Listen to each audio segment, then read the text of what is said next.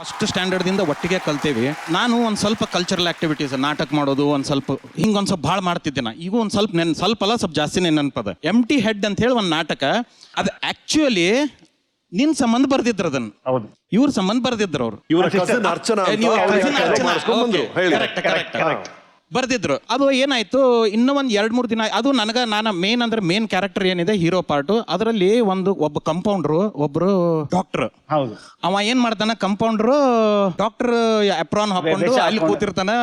ಮಂಗ್ಯಾನಂಗೆ ಏನು ಇದನ್ನ ಕೊಡೋದು ಮಾಡೋದು, ಇಟ್ ಇಸ್ ಅಷ್ಟು ನನಗೆ ಇದನ್ನ ನೆನಪು ಬರೋದು. ಬಟ್ ಇದು ಸೀನ್ ಇತ್ತು. ಆವಾಗ ಅದು ಆಕ್ಚುಲಿ ಕಂಪೌಂಡರ್ದು ಏನ್ ಮೇನ್ ರೋಲ್ ಇದೆ ಅದನ್ನ ನನಗಿತ್ತು. ಇವರು ಕಸಿನು ಇಲ್ಲ, ಅದನ್ನ ಅವ ಹೆಂಗ್ ಮಾಡ್ತಾನೆ ಅದನ್ನ ನಾನು ಶರಣಗ ಇಟ್ಟೇನಿ, ಶರಣೆ ಮಾಡ್ಬೇಕು ಅಂತ. ಕಡಿಕ ಅವ ಆ ಪಾರ್ಟ್ ಮಾಡಿದ. ಆವಾಗ ಫಸ್ಟ್ ಕಲಾ ಏನು ಫಸ್ಟ್ ಸ್ಟೇಜ್ ಮೇಲೆ ತೋರಿಸಿದ. ಇವತ್ತು ನೀವು ಶರಣ ನಿಲ್ ನೋಡ್ಲಿಕ್ಕೆ first the spark become the fire. ಅಲ್ಲ, ಆ ಕಾಲದಲ್ಲಿ ಅಫ್ಕೋರ್ಸ್ ಅವ್ರ ತಂಗಿ ಹೇಳಿದ್ರು ಬಹಳ ಚೆನ್ನಾಗಿ ಹಾಡ್ತಿದ್ರು ಅಂತ. ಸೊ ಸ್ಕೂಲಲ್ಲಿ ಕಲ್ಚರಲ್ ಆಕ್ಟಿವಿಟೀಸ್ ಏನೇ ಫಂಕ್ಷನ್ ಆದ್ರೂ ಖಂಡಿತವಾಗಿ ಇವರೇ ಹೆಡ್. ಶಂಕರಾಭರಣಂ ತುಂಬಾ ಚೆನ್ನಾಗಿ ಹಾಡ್ತಿದ್ರು. ಅದೇ ಫಸ್ಟ್ ಸಾಂಗ್ ನಾನು ಹಾಡಿದ್ದೆ. ಅದೇ ಆ ಸಾಂಗ್ ಆ ಟೈಮಲ್ಲಿ ಬಂಧನ, ಶಂಕರಾಭರಣಂ, ರಾಜ್ಕುಮಾರ್ ಪಿಕ್ಚರ್ಗಳು, ಹಾಲುಜೇನು, ಹೌದು, ಹೊಸ ಬೆಳಕು. ನಾವೆಲ್ಲ ರಾಜ್ಕುಮಾರ್ ಅವರ ಅಭಿಮಾನಿ ಬಳಗ ನಮ್ದು. ಯಾವ ರೇಂಜಿಗೆ ಅಂತಂದ್ರೆ, ನಾನು ಫಸ್ಟ್ ನನ್ನ ಲೈಫ್ ನಲ್ಲಿ ಒಬ್ಬರ ಮನೆಯಲ್ಲಿ ಟೇಪ್ ರಿಕಾರ್ಡರ್ ನೋಡಿದ್ದು ಇವನ್ ಮನೆಯಲ್ಲಿ. ಕ್ಯಾಸೆಟ್ ಬರೋದು ಸರ್ ಅವಾಗ. ಸೊ ಫುಲ್ ಪಿಕ್ಚರ್ದು ಆಡಿಯೋ ಬರೋದು.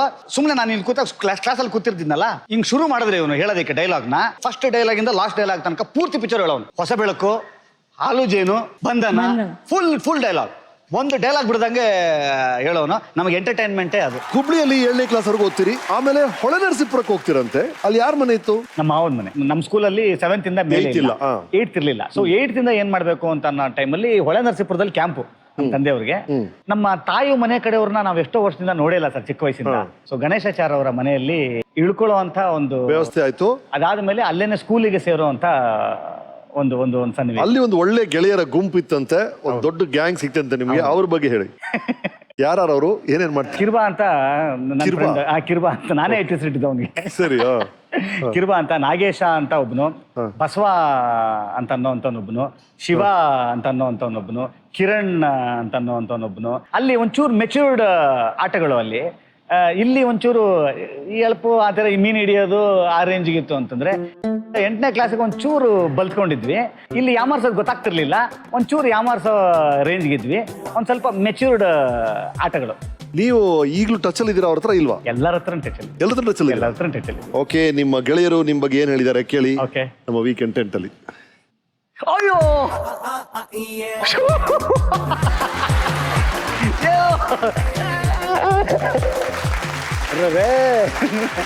ಕಿರ್ಬಾ ಕಿರ್ಬಾ ಕಿರ್ಬಾ ಅಂತಾನೆ ಹೇಳಿದ್ದೆ. ಕಿರ್ಬಾ ಅಂತ ಹೇಳಿ. ಏನ್ ನೀವು ಯಾವಾಗ ಬಂದ್ರು ಇದೆಲ್ಲ ತರ್ತಾ ಇರ್ತೀರಾ ಶರಣಿಗೆ? ಇವ್ರ ತಂದೆ ತಾಯಿಗೆ ಸ್ವೀಟ್ ಅಂದ್ರೆ ಬಹಳ ಇಷ್ಟ, ಹಂಗಾಗಿ ಇವ್ರ ಸಿಸ್ಟರ್ಗೂ ಬಹಳ ಇಷ್ಟ. ಓ, ಫುಲ್ ಕೊಟ್ಬಿಡಿ ಸರ್. ಕಾಯ್ತಾ ಇದಾರಲ್ಲಿ. ಅವ್ನ ಫ್ರೆಂಡ್ಗೂ ಹೇಳ್ಕೊಟ್ಟಿದ್ದಾನೆ ಸರ್, ಸಿಸ್ಟರ್ ಅಂತ ಹೇಳು. ಎಸ್, ಇದು ನನಗ್ ಮಾತ್ರ ಅಲ್ಲ ಸರ್, ನಮ್ಮ ಮಾಜಿ ಪ್ರಧಾನಿ ದೇವೇಗೌಡ ನಿಮ್ ಡಯಟ್ ಮುರಿದ್ರು ಪರವಾಗಿಲ್ಲ. ಬಹಳ ಚೆನ್ನಾಗಿದೆ. ಹಾಗೆ ನಮ್ಮ ವೀಕೆಂಡ್ ತಂಡದವ್ರೆಲ್ಲ ಕಳ್ಸ್ಬಿಟ್ರಪ್ಪ ಈ ಪ್ಲೇಟ್ನ. ಏನ್ ಒಳ್ಳೊಳ್ಳೆ ಎಂತೆಂತ ಅಡಿಗೆ ಬರ್ತಾ ಇದೆ ಇವತ್ತು. ಬೆಲ್ಲದ ಮಿಠಾಯಿ ಕೃಷ್ಣ ಅಂತಾನೆ ಹೆಸರು. ಕೃಷ್ಣ ಇಲ್ವಾ ಅಂತಿರ್ಲಿಲ್ಲ, ಬೆಲ್ಲದ ಮಿಠಾಯಿ ಇಲ್ವಾ ಅಂತಿದ್ದ. ಮಿಠಾಯಿ ಕೃಷ್ಣ ಅಂತ. ಬಾಬಾ, ಒಂದ್ಸಲ 2v2v ಹಾಡ್ ಹಾಡ್ತಿದ್ರಂತೆ. ಶಿವರಾಜ್ ಕುಮಾರ್ ಅವ್ರು ಬಂದು ಡ್ಯಾನ್ಸ್ ಮಾಡೋದ್ರಂತೆ ಸ್ಟೇಜ್ ಮೇಲೆ. ಇಲ್ಲೊಂದು ಫೋಟೋ ಇದೆ, ನೀವೆಲ್ಲ ಆರ್ಕೆಸ್ಟ್ರಾ ನುಡಿಸಿದ್ದಾಗ ಶಿವರಾಜ್ ಕುಮಾರ್ ಅವ್ರು ಡ್ಯಾನ್ಸ್ ಮಾಡಿದ್ದಾರೆ. ಅಲ್ಲಿ ಸೆಂಟ್ರಲ್ ಇರೋರು ಮಿಸ್ಟರ್ ಶರಣ್. ಕರೆಕ್ಟ್. ಏನ್ ಘಟನೆ ಇದು? ನಾನು ಆಕ್ಚುಲಿ ಪ್ಯಾಡ್ಗೆ ಅಂತಾನೆ ಹೋಗಿ ಸೇರ್ಕೊಂಡಿದ್ದಂತ. ಯಾಕಂದ್ರೆ ಆರ್ಕೆಸ್ಟ್ರಾದಲ್ಲೂ ಅಷ್ಟೇನೆ ಹಂತ ಹಂತವಾಗಿನೇ ಬೆಳಿಬೇಕು. ಅದು ಒಂದು ಯೂನಿವರ್ಸಿಟಿ, ಆರ್ಕೆಸ್ಟ್ರಾ ಅಂತ ಅನ್ನುವಂಥದ್ದೇ ಒಂದು ಯೂನಿವರ್ಸಿಟಿ. ಅದು ನನಗೆ ಈ ರಿದಮ್ ಪ್ಯಾಡ್ ಬರ್ಲಿಕ್ಕೆ ಸ್ವಲ್ಪ ದಿವಸ ಆಯ್ತು, ಯಾಕಂದ್ರೆ ಅದು ಇನ್ನೂ ಬಂದಿರಲಿಲ್ಲ. ಅದು RX7 ಅಂತ ನನಗೆ ಗೊತ್ತಿರೋ ಹಂಗೆ ಕರ್ನಾಟಕಕ್ಕೆ ಆರ್ಕೆಸ್ಟ್ರಾ ಅಂತ ಅನ್ನುವಂಥ ಒಂದು ಜಗತ್ತಿಗೆ ಕಂಪ್ಯೂಟರೈಸ್ಡ್ ರಿದಮ್ ಪ್ಯಾಡ್ ಅಂತ ಬಂದಿದ್ದು ಫಸ್ಟ್ ಇವರಿಂದಾನೆ ಅಂತ ಕಾಣಿಸುತ್ತೆ. ಅದು RX-7. ನಾನು ಅದನ್ನ ನುಡಿಸುವಂಥದ್ದು ಒಂದು ಅಂದ್ರೆ ಅದು ಪ್ರೋಗ್ರಾಮ್ಡ್, ಅದು ನಮ್ಮ ಕೈಯಿಂದ ಏನು ಮಾಡುವಂಥದ್ದಲ್ಲ. ಇವರೆಲ್ಲ ಪ್ರೋಗ್ರಾಮ್ ಮಾಡಿರ್ತಿದ್ರು, ನಾನು ಅದನ್ನ ಸುಮ್ಮನೆ ಆ ಟೈಮ್ಗೆ ಅದನ್ನ ಆನ್ ಮಾಡುವಂಥದ್ದು, ಅದು ಸ್ಟಾರ್ಟ್ ಮಾಡುವಂಥದ್ದು ಅದರಿಂದ ಆಗೋದಲ್ಲ. ಒಂದು 15 ದಿವಸ, ಒಂದು ತಿಂಗಳು ಅದು ಬರೋದಕ್ಕೆ ಟೈಮ್ ಆಗಿರೋಗೆ ಅವ್ನಿಗೆ ಸ್ವಲ್ಪ ರೂಢಿ ಆಗಲಿ, ಇದು ಹೊಸ ವಾತಾವರಣ. ನಮ್ಮ ತಂದೆ ಅವಾಗ ಹೇಳಿದ್ರು, ಇವನು ಸ್ವಲ್ಪ ಓಡೋಗೋ ಹುಚ್ಚಿದೆ ಇವನಿಗೆ, ಇಲ್ಲಿಂದ ಬೇಕಾದ್ರೆ ಕಾಂಪೌಂಡ್ ಅವರು ಓಡೋಗ್ತಾ ಇರ್ತಾನೆ ಸರ್ ಇವನು, ಅವ್ನಿಗೆ ಏನಾದ್ರು ಸ್ವಲ್ಪ ಎಂಗೇಜ್ ಮಾಡಿ ಅಂತಂದ್ರು. ನಮ್ಮ ಅಣ್ಣ ತಮ್ಮಂದ್ರು ನಮ್ಮನ್ನ ಅಷ್ಟು ನೆನಪಿಟ್ಕೊಳ್ಳಲ್ಲ. ಸದಾ ಒಂದು ಸಿನಿಮಾ ರಿಲೀಸ್ ಆಗಬೇಕಾದ್ರೆ ನನಗೊಂದು ಫೋನು ಇಲ್ಲ ಮೆಸೇಜ್ ಹಾಕ್ತಾರೆ. ನಿನ್ನ ಮಕ್ಕಳು ಯಾವ ಸ್ಕೂಲ್ಗೆ ಹೋಗ್ತಾರೆ, ಯಾವ ಮ್ಯೂಸಿಕ್ ಕ್ಲಾಸಲ್ಲಿ ಓದ್ತಾ ಇದ್ದಾರೆ ಅಂತ ಕೇಳಿಕೊಂಡು, ಶಶಿ ಆ ನಂಬರ್ ಕೊಡಿ, ನನ್ನ ಮಗನೂ ಕಳಿಸ್ತೀನಿ ಅಂತಾರೆ. ಅಂದರೆ ನಾನು ಎತ್ತರದಲ್ಲಿದ್ದೀನಿ, ಇವರು ಕಮ್ಮಿ ಇದ್ದಾರೆ ಅಂತಿಲ್ಲ. ಶಶಿ ಅವರು ಹೋಗ್ತಾ ಇದ್ದಾರೆ ಅಂದರೆ ಎಲ್ಲೋ ಒಂದು ಒಳ್ಳೆ ಕೆಲಸ ಮಾಡ್ತಾ ಇದ್ದಾರೆ, ಆ ಜಾಗದಲ್ಲಿ ನನ್ನ ಮಕ್ಕಳು ಹೋಗಲಿ ಅನ್ನೋ ಒಂದು ಯೋಚನೆ ಅವರಲ್ಲಿ ಇದೆಯಲ್ಲ, ಅದು ಎಲ್ಲರಲ್ಲೂ ಬರಲ್ಲ, ನಮ್ಮ ಶರಣಲ್ಲೇ ಬರೋದು.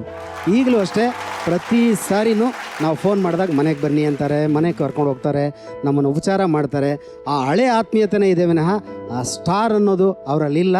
ಅದಾಗೇ ಇರಲಿ, ಹಾಗೇ ಬೆಳೀಲಿ, ನಮ್ಮ ಸ್ನೇಹ ಹಿಂಗೆ ಇರಲಿ, ಚಿರಾಯವಾಗಿರಲಿ ಅಂತ ನಾವು ದೇವರಲ್ಲಿ ಪ್ರಾರ್ಥನೆ ಮಾಡ್ತೀನಿ ಅಷ್ಟೇ. ಎಕ್ಸಲೆಂಟ್ ರೀ. ಇದಾದ ನಂತರ ಎಸ್ ಸಿದ್ದಲಿಂಗನವರ ಆಫೀಸ್ನಿಂದ ನಿಮ್ಗೊಂದು ಫೋನ್ ಕಾಲ್ ಬರುತ್ತೆ. ಹೌದು. ಆ ಫೋನ್ ಕಾಲ್ ನಿಮಗೆ ಬಂದಿದ್ದ ಕಾಲ್ ಅಲ್ಲ, ಮೋಸ್ಟ್ಲಿ ಶ್ರುತಿ ಅವ್ರಿಗೂ ಮಾಡಿದ್ದಾರೆ ಅಂತ ನೀವು ಅನ್ಕೊಂಡ್ರಂತೆ. ಏನಾಯ್ತು? ನಾನು ಆಕ್ಚುಲಿ ಮನೆ ಇದರಲ್ಲಿ ಇದ್ದಿದ್ದೆ, ಅದರಲ್ಲಿ ರಾಜರಾಜೇಶ್ವರಿ ನಗರದಲ್ಲಿ ಮನೆ ಇತ್ತು. ನಾನು ರೂಮಲ್ಲಿ ಇದ್ದೆ ಆಕ್ಚುಲಿ, ಬಂದು ಹೋಗೋದು ಮಾಡ್ತಿದ್ನಲ್ಲ. ಒಂದ್ಸಲ ಬಂದಾಗ ಒಂದು ಕಾಲ್ ಬಂತು, ನಾನು ಎತ್ಕೊಂಡೆ ಫೋನ್ನ. ಸಿದ್ಲಿಂಗಣ್ಣವ್ರ ಮನೆಯಿಂದ ಕಾಲು ಅಂತಂದು. ನಾನು ಚಕ್ಕಂತ ಇದ್ಬಿಟ್ಟು, ಅಮ್ಮ ಗಿರಿಯಲ್ಲಿ ಅಂತಂದೆ. ಗಿರಿ ಇಲ್ಲ, ಯಾರಕ್ಕಪ್ಪ? ಸರಿ ಸರ್, ನಮ್ಮ ತಾಯಿ ಬರ್ತಾರೆ, ಅವ್ರ ಬ್ರದರ್ ಮಾತಾಡ್ತಿರೋದು. ನಾನು ಬ್ರದರ್ ಅವರ ಬ್ರದರ್ ಮಾತಾಡ್ತಿದ್ದಾರೆ, ಹೇಳಿ. ಇಲ್ಲ ನೀವೇ ಬೇಕು ಅಂದ್ರು. ಹಿಂಗೆ ಮುಚ್ಚಿಟ್ಕೊಂಡು ನಾನು, ನನಗ ಸರ್ ಯಾರ ಮನೆಯಿಂದ ಅಂತ ಹೇಳಿದ್ರಿ ಅಂತಂದು. ಸಿದ್ಲಿಂಗಣ್ಣವ್ರ ಮನೆಯಿಂದ. ಲೆಜೆಂಡರಿ ಡೈರೆಕ್ಟರ್ ನನಗೆ ಮಾಡೋದ? ನನಗೆ ಯೂಶಲಿ ಅವ್ರಿಗೆ ಬಂದಿರುತ್ತೆ ಅನ್ನೋದು ಫಿಕ್ಸು ಸರ್. ನನ್ನ ಕಾಲ್ ಹೆಂಗೆ ಬರ್ತದೆ ಸರ್, ನಾನು ಸಾಧ್ಯನೇ ಇಲ್ಲ, ಹೆಂಗೆ ಕನೆಕ್ಷನ್ಗೂ ಸಿಗ್ತಾ ಇಲ್ಲ. ಅದು ಯಾರು, ರಾಜಶೇಖರ್ ಅಂತ. ಸರ್ ನಾನೇ ಮಾತಾಡ್ತಿರೋದು, ಹೇಳಿ ಏನು ಅಂತ. ಅವಾಗಲೇ ನಾನು ಪ್ರೊಫೆಷನಲ್ ಆಗಿ ನಾನು ಆ್ಯಕ್ಚುಲಿ ಇದನ್ನು ತೊಗೊಂಡ್ಬಿಟ್ಟಿದ್ದೆ. ಹೇಳಿ ಸರ್, ಇಲ್ಲ ಸಿದ್ಲಿಂಗಣ್ಣವರು ಒಂದ್ಸಲ ನಿಮ್ಮನ್ನ ಫ್ರೀ ಇದ್ದರೆ ಬರೋದಕ್ಕೆ ಕೇಳ್ತಾ ಇದ್ದಾರೆ, ಬರ್ತೀರಾ ಅಂತ. ಬರ್ತೀನಿ ಸರ್, ಯಾವಾಗ ಬರಬೇಕು? ಒಂದು ಸಾಯಂಕಾಲ ಬರ್ತೀರಾ? ನಾನು ಸಾಯಂಕಾಲ ಹೋದೆ, ಬಾಗಿಲು ತೆಕ್ಕೊಂಡು ಒಳಗಡೆ ಹೋದೆ. ಒಳಗಡೆ ಹೋಗ್ತಿದ್ದಂಗೆ ಲೆಫ್ಟ್ ಕರೆಕ್ಟಾಗಿ ಚೆನ್ನಾಗಿ ಗೊತ್ತು, ಇಲ್ಲಿ ಕುಂತಿದ್ದಾರೆ. ಹಿಂಗೆ ನೋಡಿದ್ರು ಸರ್, ಏನೋ ಬರೀತಾ ಇದ್ರು ನನಗೆ. ಬನ್ನಿ ಕೂತ್ಕೊಳ್ಳಿ ಅಂತಂದ್ರು. ಇಲ್ಲ ಸರ್ ಪರವಾಗಿಲ್ಲ, ಕೂತ್ಕೊಳ್ರಿ ಅಂತ. ಅವ್ರು ಸ್ವಲ್ಪ ಹಂಗೆ 2 ಸಲ ಕೇಳಲಿಲ್ಲ ಅಂದರೆ 3ನೇ ಸಲ ಸ್ವಲ್ಪ ಬೇರೆ ಟೌನಲ್ಲೇ ಇದಾಗುತ್ತೆ. ಹೋದೆ, ಕೂತ್ಕೊಂಡೆ. ಸೀರಿಯಲ್ ನೋಡಿದೆ ನಿಮ್ಮದು. ಹಾಂ ಸರ್, ಏನೋ ಗೊತ್ತಿಲ್ಲ ನೋಡಿ, ಅದು ಹೆಂಗಿದೆ ಡೆಸ್ಟಿನಿ ಅಂತಂತಂದರೆ, ಅವರು TV ಹಾಕಿದಾಗ ಕರೆಕ್ಟಾಗಿ ನನ್ನ ಸೀನೇ ಬರ್ತಾ ಇತ್ತಂತೆ. ಒಂದು ಸೀನ್ನ ಬರಿತಾ ಇದ್ದಾರೆ, ನನ್ನ ಕ್ಯಾರೆಕ್ಟರ್ ಅಂದರೆ ನಾನು ಮಾಡಿದ ಕ್ಯಾರೆಕ್ಟರ್ನ ಬರಿತಾ ಇದ್ದಾರೆ. ಹಿಂಗೆ ನೋಡಿದ್ರೆ ಕರೆಕ್ಟಾಗಿ ಇದಕ್ಕೆ ಸೂಟ್ ಆಗೋವಂಥ ಒಂದು ಕ್ಯಾರೆಕ್ಟರ್ ಬಂದಿದೆ. ಒಬ್ಬ ಆ್ಯಕ್ಟರ್ ಅಲ್ಲಿದ್ದಾನೆ. ಯಾರು ಇವನು ಹುಡುಕಿಯವ್ರನ್ನ ಅಂತ ಅಂದ್ಬಿಟ್ಟು ಹುಡುಕಿಸಿ ಕರ್ಕೊಂಬಂದು ನಿಲ್ಸಿದ್ದಂಥದ್ದು. ಚೆನ್ನಾಗಿ ಮಾಡ್ತೀರ ರೀ, ಮಾಡಿಸ್ಬೋದು ನಿಮ್ಮ ಹತ್ರ ಅಂತ. ಸೊ ಅಲ್ಲೂ ಕೂಡ ಅವ್ರಿಗೆ ಅವ್ರ ಮೇಲೆ ಇದ್ದಂಥ ನಂಬಿಕೆ, ಅದು ಮಾಡಿಸ್ಬೋದು ಅಂತ ಹೇಳಿದ್ರು ಅವರು. ನೀವು ಹೀರೋ ಅಲ್ಲ, ಓಕೆನಪ್ಪ ಅಂತಂದ್ರು. ನನಗೆ ಗೊತ್ತು, ನನಗೆ ಕ್ಯಾರೆಕ್ಟ್ರು ಸಖತ್ತಾಗಿದೆ ಕಣಮರಿ, ನಾನೇ ಬರಿತಾ ಇರ್ಬೇಕಾದ್ರೆ ಬಿದ್ದು ನಕ್ಕಿದ್ದೀನಿ ಅಂತಿದ್ದಂಗೆ ನನಗೊಂದು ಭಯ ಸ್ಟಾರ್ಟ್ ಆಗುತ್ತೆ. ಒಬ್ಬ ನಿರ್ದೇಶಕರಿಗೆ ಆ ರೇಂಜಿಗೆ ಇಷ್ಟ ಆಗಿರೋವಂಥ ಒಂದು ಪಾತ್ರ ಅಂದರೆ ನನಗದು ಭಾರ. ಅದು ಅಂದರೆ ಒಬ್ಬ ಆ್ಯಕ್ಟರ್ ಆಗಿ ನನ್ನ ಹೆಗಲ ಮೇಲೆ ಇರುವಂಥ, ನಾನು ನಿಭಾಯಿಸ್ತೀನ ಇದನ್ನ. ಯಾಕಂದರೆ ನಾವು ಸಿನಿಮಾಗಳು ನೋಡಿದ್ದೆ, ಅವ್ರ ಸಾಧನೆಗಳ ಬಗ್ಗೆ ಗೊತ್ತು. ಆ ಥರದ ಒಬ್ಬ ನಿರ್ದೇಶಕರೇನೆ, ಅಯ್ಯೋ ಗುರು ಬಿದ್ದು ಹೋಗಿದ್ದೀನಿ ಕಣಪ್ಪ, ಬರೆಯೋ ಟೈಮಲ್ಲಿನೇ ಭಾಳ ಚೆನ್ನಾಗಿದೆ, ಡೇಟ್ಸ್ ಜಾಸ್ತಿ ಬೇಕಾಗತ್ತೆ ನಿನಗೂ, ತುಂಬ ದೊಡ್ಡ ಕ್ಯಾರೆಕ್ಟ್ರು, ಒಳ್ಳೆ ಕ್ಯಾರೆಕ್ಟ್ರು, ದೊಡ್ಡ ಕ್ಯಾರೆಕ್ಟ್ರು ಅಂತಂದ್ರು. ನನಗೆ ಅವತ್ತಿನ ದಿವಸನೇ ನಂಬಕ್ಕಾಗ್ತಾ ಇಲ್ಲ. ಸರಿ ಸರ್, ಅಲ್ಲಿಂದ ಅವ್ರ ಜೊತೆಯಲ್ಲಿ ಆ ಸಿನಿಮಾ ಮಾಡ್ತೀನಿ. ಅಲ್ಲಿ ಫಸ್ಟು ನನಗೆ ಒಬ್ಬ ಕಾಮಿಡಿಯನ್ನಾಗಿ ಅವಕಾಶನ ಮಾಡಿಕೊಟ್ಟಂಥವ್ರು ಸಿದ್ಲಿಂಗಣ್ಣವರು. ಅಲ್ಲಿಂದ ಸೀರೀಸ್ ಶುರು ಆಗಿದ್ದಂತನೂ. ಒಬ್ಬ ಕಾಮಿಡಿಯನ್ ಆಗಿ ಇವತ್ತು ನಾನು ಇದ್ದೀನಿ ಅಂತ ಅನ್ನೋದಾದ್ರೆ, ಕಾಮಿಡಿಯನ್ ಆಗಿ ಒಂದಿಷ್ಟು ಸಿನಿಮಾಗಳನ್ನ ಮಾಡಿದ್ದೀನಿ ಅಂತ ಅನ್ನೋದಾದ್ರೆ, ಅದು ಅಷ್ಟೂ ಕ್ರೆಡಿಟ್ಸು ಸಿದ್ಲಿಂಗಣ್ಣವ್ರಿಗೆ ಸೇರ್ಬೇಕಾಗ್ತದೆ.